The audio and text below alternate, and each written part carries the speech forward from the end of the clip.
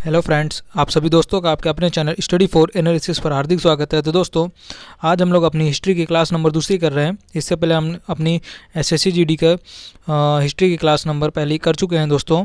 उसमें हम लोग महत्वपूर्ण पूछे गए प्रश्न को डिस्कस किए हैं। दोस्तों, इस वीडियो में हम लोग प्रीवियस ईयर के महत्वपूर्ण पूछे गए प्रश्न को डिस्कस कर रहे हैं, और जो कि हमारे सभी प्रतियोगी परीक्षाओं के लिए बेहद ही उपयोगी क्लास है दोस्तों ये। तो आप लोग वीडियो को ज़रूर देखें, और वीडियो देखने के बाद आप डिस्क्रिप्शन बॉक्स में जाएंगे तो आपको जो हमारे चैनल की सभी प्लेलिस्ट हैं उनका लिंक मिल जाएगा। तो दोस्तों, आप वो प्लेलिस्ट को भी फॉलो कर सकते हैं। तो दोस्तों, चलिए हम लोग आज की अपनी हिस्ट्री की क्लास नंबर दूसरी स्टार्ट करते हैं। प्रश्न है हमारा नंबर पहला, किस मंदिर में शिखर का सबसे पहला उदाहरण मिलता है? तो दोस्तों, इस प्रश्न का बिल्कुल सही उत्तर होगा देवगढ़ का जो हमारा दशावतार मंदिर है, इसमें दोस्तों शिखर का सबसे पहला उदाहरण मिलता है। प्रश्न नंबर दूसरा है, बौद्ध धर्म की किस संगति में बौद्ध धर्म दो भागों में हीनयान तथा महायान में विभाजित हो गया था? तो दोस्तों, इस प्रश्न का बिल्कुल सही उत्तर होगा बौद्ध धर्म की वह चौथी बौद्ध संगति थी, जो दोस्तों कनिष्क के समय में कुंडलवन कश्मीर में हुई थी प्रथम शताब्दी में। उसमें हमारा जो बौद्ध धर्म है यह दो भागों में, जो जिसका नाम हीनयान और दोस्तों महायान है। अगला प्रश्न है, पाल वंश के शासक ने प्रसिद्ध विक्रमशिला विश्वविद्यालय की स्थापना की थी? तो दोस्तों, जो हमारे पाल वंश के शासक थे वो धर्मपाल, इन्होंने विक्रमशिला विश्वविद्यालय की दोस्तों इसकी स्थापना की थी। अगला प्रश्न है, गुप्त वंश का कौन सा शासक देवराज तथा देवगुप्त के नाम से भी जाना जाता था? तो दोस्तों, चंद्रगुप्त द्वितीय जो कि हमारे गुप्त वंश के शासक थे, इनका अन्य नाम देवराज तथा देवगुप्त भी था। अगले प्रश्न में हम लोग चलते हैं, लोधी वंश के शासक किस शासक ने भूमि के लिए एक प्रमाणिक पैमाना गजे सिकंदरी का प्रचलन कराया? तो दोस्तों, हमारे लोधी वंश के दूसरे शासक सिकंदर शाह लोधी ने गजे सिकंदरी का प्रचलन करवाया था। अगला प्रश्न है हमारा, सल्तनत काल में सदका क्या था? तो दोस्तों, इस प्रश्न का बिल्कुल सही उत्तर होगा एक प्रकार का दोस्तों यह धार्मिक कर था जो कि सल्तनत काल में लिया जाता था, जिसका नाम है सदका। अगले प्रश्न में चलते हैं, सम्राट अकबर ने जैन धर्म के जैनाचार्य हरिविजय सूरी को क्या उपाधि प्रदान की थी? दोस्तों, इस प्रश्न का बिल्कुल सही उत्तर होगा जगत गुरु की उपाधि सम्राट अकबर ने जैनाचार्य हरिविजय सूरी को प्रदान की थी दोस्तों। अगला प्रश्न है, उस्ताद मंसूर तथा अबुल हसन किस मुगल शासक के श्रेष्ठ कलाकारी में से एक थे? तो दोस्तों, इस प्रश्न का बिल्कुल सही उत्तर होगा जहांगीर के कलाकारी थे। और दोस्तों, जहांगीर के जो कि हमारा मुगल सम्राट था, इसके काल को हम लोग चित्रकारी का स्वर्ण काल कहते हैं। तो दोस्तों, जो उस्ताद मंसूर थे और अबुल हसन थे, ये दोस्तों जहांगीर के श्रेष्ठ कलाकारों में से एक थे। अगले प्रश्न में हम लोग चलते हैं, होलकरों ने अंग्रेजी से मंदसौर की संधि कब की थी? तो दोस्तों, इस प्रश्न का सही उत्तर होगा जनवरी 1818 में यह संधि होलकरों ने अंग्रेजों से, जिसका नाम मंदसौर की संधि है, जनवरी 1818 में हुई थी। अगला प्रश्न है अब हमारा, पेरिप्लस ऑफ द ऑथरियन शिप में अरिकामेडु बंदरगाह को किस नाम से संबोधित किया गया है? तो दोस्तों, इस प्रश्न का बिल्कुल सही उत्तर होगा पेडोको नाम से संबोधित किया गया है।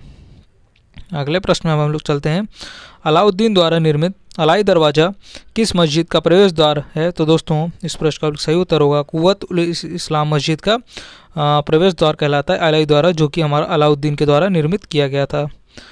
अगले प्रश्न में हम लोग चलते हैं, इसमें यह है कि अकबर के अल्पायु होने के कारण 1556 से 1560 तक मुगल साम्राज्य के शासन की जिम्मेदारी किसके हाथों में थी? तो इस प्रश्न का बिल्कुल सही उत्तर होगा बैरम खां के हाथों में। अकबर के अल्पायु में जब 1556 से 1560 तक बैरम खां के हाथों में अकबर की शासन की जिम्मेदारी, मतलब कि उसकी रक्षा की जिम्मेदारी थी। अगला प्रश्न है, अंतिम मुगल शासक कौन था? तो दोस्तों, इस प्रश्न का बिल्कुल सही उत्तर होगा बहादुर शाह जफर अंतिम मुगल दोस्तों शासक था, जिसको हम लोग मतलब कि यह जफर नाम से कविताएं लिखता था, इसको बहादुर शाह द्वितीय भी कहते हैं दोस्तों, बहादुर शाह जफर को। अगला प्रश्न है अब, बौद्ध धर्म ग्रहण करने वाली पहली महिला कौन थी? तो दोस्तों, इसका सही उत्तर होगा महाप्रजापति गौतमी, जो कि हमारे बुद्ध की, मतलब सिद्धार्थ की मौसी थी दोस्तों। अगला प्रश्न है, श्रीमद् भगवद गीता किस धर्म का प्रधान ग्रंथ है? तो दोस्तों, इस प्रश्न का सही उत्तर होगा भगवत धर्म का प्रधान ग्रंथ है हमारा श्रीमद् भगवद गीता। अगला प्रश्न है, किस सातवाहन नरेश ने गाथा सप्तशती नामक महत्वपूर्ण कृति की रचना की थी? तो इस प्रश्न का सही उत्तर होगा हाल ने, जो कि सातवाहन वंश का दोस्तों एक महान शासक था, इसकी रचना गाथा सप्तशती है। अगले प्रश्न में आप चलते हैं, किस राष्ट्रकूट शासक ने एलोरा के पर्वतों को काटकर प्रसिद्ध कैलाश मंदिर का निर्माण करवाया? तो इस प्रश्न का सही उत्तर होगा कृष्ण प्रथम ने एलोरा के गुफाओं को काटकर कैलाश मंदिर का दोस्तों निर्माण करवाया था। और जो कृष्ण प्रथम है दोस्तों, यह एक राष्ट्रकूट शासक है। अगले प्रश्न में आप चलते हैं। चोल शासक किस धर्म के अनुयायी थे? तो दोस्तों इस प्रश्न का सही उत्तर होगा चोल शासक जो थे वो शैव धर्म के अनुयायी थे। अगला प्रश्न है, किस युद्ध को जीतने के पश्चात शेर शाह ने दिल्ली में अफगान सत्ता की स्थापना की थी? तो दोस्तों इस प्रश्न का सही उत्तर होगा चौसा का युद्ध जीतने के बाद अफगान सत्ता में स्थापना हुई थी। अगले प्रश्न में चलते हैं। आलमगीर टीला जो 1958 में पता लगा था वह कहाँ स्थित है? तो दोस्तों इस प्रश्न का सही उत्तर होगा जो आलमगीर टीला है 1958 में पता चला था, ये उत्तर प्रदेश के मेरठ जिला में स्थित है। अगले प्रश्न में चलते हैं। ऐहोल अभिलेख किस शासक से संबंधित है? तो दोस्तों इस प्रश्न का सही उत्तर होगा पुलकेशिन द्वितीय से संबंधित है दोस्तों हमारा ऐहोल अभिलेख। अगला प्रश्न है अब कि तोलकपियम किस युग के महान कृति है? तो दोस्तों इस प्रश्न का सही उत्तर होगा संगम युग की महान कृति है हमारी तोलकपियम। अगला प्रश्न है, इलाहाबाद स्तंभ लेख का रचनाकार कौन था? तो दोस्तों इस प्रश्न का सही उत्तर होगा हरिशेन। इलाहाबाद स्तंभ लेख का रचनाकार था दोस्तों हरिशेन। ये गुप्त वंश के महान सम्राट समुद्रगुप्त के शासनकाल का था और समुद्रगुप्त को दोस्तों भारत का नेपोलियन भी कहा जाता है। अगला प्रश्न है, किस मुगल शासक को शाह बेखबर के नाम से जाना जाता है? तो दोस्तों बहादुर शाह प्रथम को शाह बेखबर के नाम से जाना जाता है। अगला प्रश्न है, अंतिम मुगल बादशाह बहादुर शाह द्वितीय की मृत्यु कहाँ हुई थी? तो दोस्तों बहादुर शाह द्वितीय की मृत्यु, जिसको हम लोग बहादुर शाह जफर भी बोलते हैं दोस्तों, तो इसकी मृत्यु रंगून में हुई थी। अगला प्रश्न है अब, फोर्ट विलियम कहाँ स्थित है? तो दोस्तों कलकत्ता में स्थित है दोस्तों फोर्ट विलियम। अगला प्रश्न है, रणजीत सिंह और ब्रिटिश ईस्ट इंडिया कंपनी के बीच 1809 ईस्वी में कौन सी संधि हस्ताक्षरित हुई थी? तो दोस्तों इस प्रश्न का सही उत्तर होगा अमृतसर की संधि हस्ताक्षरित हुई थी 1809 में रणजीत सिंह और ब्रिटिश ईस्ट इंडिया कंपनी के बीच में। अगला प्रश्न है, सिंध विजय का श्रेय किस ब्रिटिश अधिकारी को जाता है? तो दोस्तों चार्ल्स नेपियर को सिंध विजय का श्रेय जाता है। अगला प्रश्न है अब, वैदिक राजाओं द्वारा अपनी प्रजा से वसूल किए जाने वाले कर या उपहार का नाम क्या था? तो दोस्तों इसका नाम था बलि।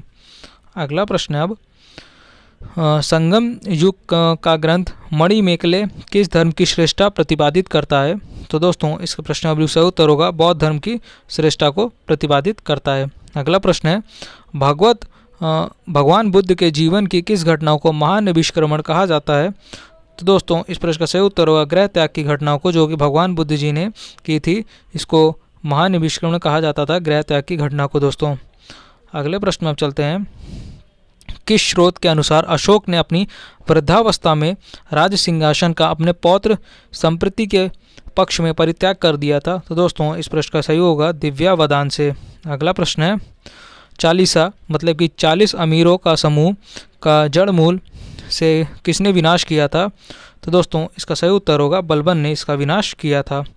अगले प्रश्न में चलते हैं, हैदराबाद नगर का संस्थापक कौन था? तो दोस्तों इसका सही उत्तर होगा मोहम्मद अली कुतुब शाह हैदराबाद नगर का दोस्तों संस्थापक था। अगले प्रश्न में चलते हैं, चांद बीबी का विवाह किस राज्य के किस सुल्तान के साथ हुआ था? तो दोस्तों बीहापुर के अली आदिल शाह के साथ चांद बीबी का दोस्तों विवाह हुआ था।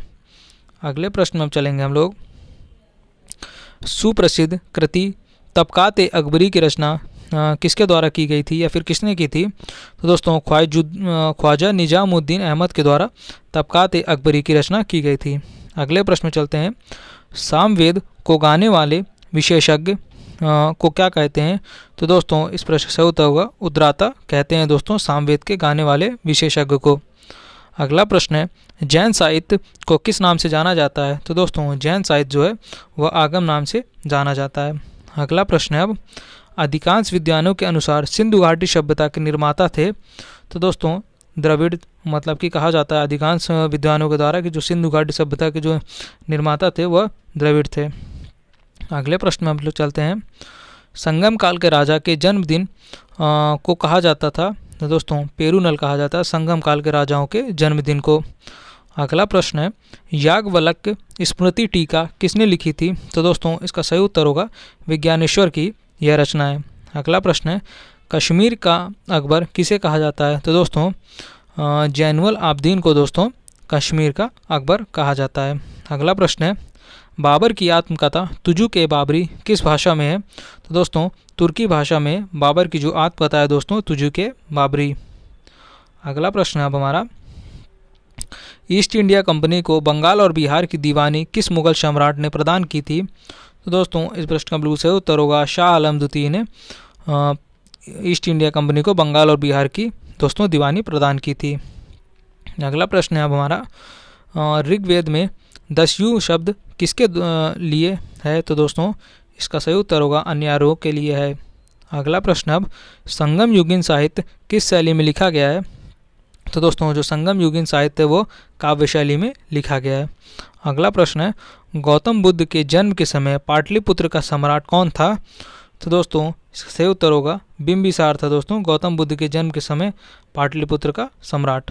अगले प्रश्न में हम लोग चलेंगे अब चंदावर का युद्ध किस किस के बीच में हुआ था? तो दोस्तों मोहम्मद गौरी तथा जयचंद के बीच में चंदावर का युद्ध दोस्तों हुआ था और यह जो चंदावर का युद्ध है यह दोस्तों 1194 में लड़ा गया था। अगले प्रश्न में चलते हैं परमार वंश की राजधानी कहाँ थी? तो दोस्तों धारा नगरी थी हमारी परमार वंश की राजधानी।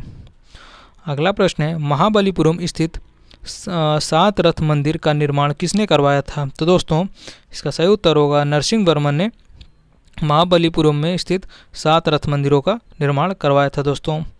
अगला प्रश्न है अब तहकीक ए हिंद ग्रंथ की रचना किसने की थी? तो दोस्तों अलबरूनी की यह रचना है तहकीक ए हिंद। अगला प्रश्न है दीवान ए कोही की स्थापना किस सुल्तान ने की थी? तो दोस्तों मोहम्मद तुगलक ने दीवान ए कोही की स्थापना की थी। दोस्तों ये तुगलक वंश का सबसे महान सम्राट था और जो पूरे दिल्ली सल्तनत के सुल्तानों में से मोहम्मद बिन तुगलक दोस्तों जिसको शॉर्ट नेम हम लोग MBT भी कहते हैं, ये सबसे विद्वान और सबसे पढ़ा लिखा शासक था। अगला प्रश्न है अब जफरनामा के नाम से इतिहास में क्या विख्यात है? तो दोस्तों औरंगजेब को लिखा गया गुरु गोविंद का पत्र दोस्तों जफरनामा से इतिहास में सर्वाधिक विख्यात है।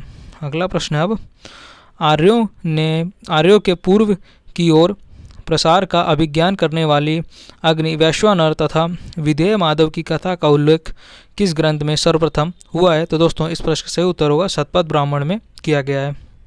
अगला प्रश्न है ऋग्वेद में सबसे अधिक मंत्र किस देवता की स्तुति में है? तो दोस्तों इसका सही उत्तर होगा इसका सही है इंद्र की स्तुति में। ऋग्वेद में सबसे अधिक मंत्र दोस्तों की स्तुति में लिखे गए इंद्र देवता जी के।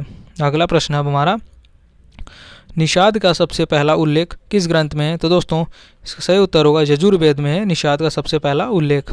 अगला प्रश्न है खानवा के युद्ध में मेवाड़ को पराजित करने वाला शासक कौन था? तो दोस्तों इसका सही उत्तर होगा बाबर। अगला प्रश्न है अब लॉर्ड डलहौजी ने अपहरण की नीति मतलब डॉक्ट्रिन ऑफ लैप्स के अंतर्गत सर्वप्रथम किस राज्य को अंग्रेजी साम्राज्य के अधीन रखा? तो दोस्तों इसका सही उत्तर होगा सतारा को अपने अधीन रखा। अगला प्रश्न है भारत में स्थानीय स्वशासन का प्रारंभ किसने किया? तो दोस्तों लॉर्ड रिपन ने भारत में स्थानीय स्वशासन का सबसे सर्वप्रथम प्रारंभ किया था दोस्तों। अगला प्रश्न है मध्यकालीन इतिहास का सर्वाधिक विवादास्पद शासक किसे माना जाता है? तो इस प्रश्न का सही उत्तर होगा मोहम्मद बिन तुगलक को सर्वाधिक विवादास्पद शासक माना जाता है। अगला प्रश्न है मौर्य सम्राट अशोक के शासनकाल में प्रांतों की संख्या 5 थी। तक्षशिला किस प्रांत की राजधानी थी? तो दोस्तों जो तक्षशिला है वह उत्तरापत्त की राजधानी थी। अगले प्रश्न में हम लोग चलते हैं कि अजंता की कौन सी गुफा सर्वाधिक प्राचीन है जिसमें 16 बौद्ध उपासकों को स्तूप की तरफ आगे बढ़ते हुए चित्रित किया है? तो दोस्तों इसका सही उत्तर होगा गुफा संख्या 9।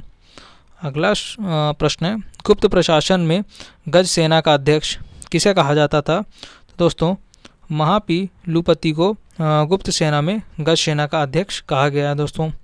अगला प्रश्न है 12 मिहिर द्वारा रचित बृहद संहिता में चालुक्य वंश को किस जाति का माना गया है? तो दोस्तों इसका सही उत्तर होगा शूलिका जाति। अगला प्रश्न अब राष्ट्रकूट राजवंश के चोल लेखों में किस राजा को शुगमतावर्त अर्थात करों को हटाने वाला कहा गया है? तो दोस्तों इसका सही होगा कुलोतुंग प्रथम। अगला क्वेश्चन है अब, गुलाम वंश का शासक अलाउद्दीन मसूद शाह किस परिवार से संबंधित था? तो दोस्तों जो ये गुलाम वंश का शासक अलाउद्दीन मसूद शाह, यह दोस्तों इल्तुतमिश के परिवार से संबंधित था। अगला प्रश्न अब हमारा है, सल्तनत काल में विद्वानों एवं धार्मिक लोगों को प्रदान की जाने वाली आर्थिक सहायता क्या कही जाती थी? तो दोस्तों इसका सही होगा उत्तर होगा इदरार। अगले प्रश्न में अब चलते हैं हम लोग कि अकबर ने 1562 में मेड़ता पर सरफुद्दीन के नेतृत्व में विजय प्राप्त की थी, वहाँ का शासक कौन था? तो दोस्तों इसका सही उत्तर होगा वहाँ का शासक उस समय जयमल था। और दोस्तों आज की वीडियो का हमारा अंतिम प्रश्न है, एंग्लो इंडियन हिंदू एसोसिएशन की स्थापना किसने की थी? तो दोस्तों इसका सही उत्तर होगा हेनरी विवियन डेरिजियो ने एंग्लो इंडियन हिंदू एसोसिएशन की स्थापना की थी। तो दोस्तों ये थे आज की हमारी हिस्ट्री क्लास नंबर 2। अगर आपने क्लास नंबर पहली नहीं की तो हमारे चैनल की प्लेलिस्ट में जाके आपको SSC GD हिस्ट्री नाम से प्लेलिस्ट मिल जाएगी, तो आपको उसमें हमारी क्लास नंबर 1 मिल जाएगी, तो आप वह क्लास को भी कर सकते हैं। तो दोस्तों आज की क्लास में इतना ही। अगर आपको क्लास अच्छी लगी हो तो क्लास को लाइक शेयर और अपने चैनल स्टडी फॉर एनालिसिस को सब्सक्राइब जरूर करिए। आप सभी दोस्तों का thank you for watching video.